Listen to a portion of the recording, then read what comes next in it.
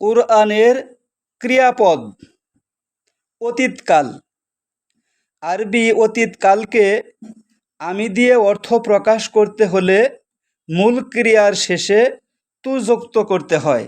যদি আরবি মূল ক্রিয়াকে আমি অর্থে প্রকাশ করতে হয় তাহলে মূল ক্রিয়া শেষে তু যুক্ত করতে হয়।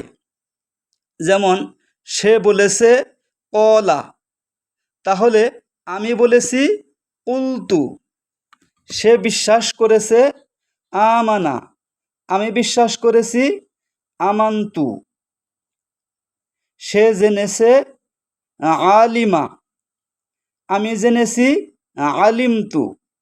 সে দেখেছে রআ, আমি দেখেছি রআইতু।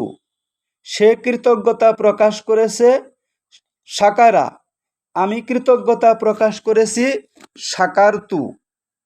সে স্মরণ করেছে জাকারা, আমি স্মরণ করেছি জাকারতু। সে খেয়েছে আকালা, আমি খেয়েছি আকালতু। সে পড়েছে করাআ, আমি পড়েছি করাতু। সে লিখেছে কাতাবা, আমি লিখেছি কাতাবতু।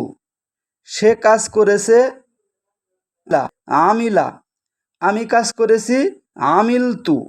এভাবে মূল ক্রিয়ার শেষে তু যুক্ত করলে আমি অর্থ প্রকাশ করে।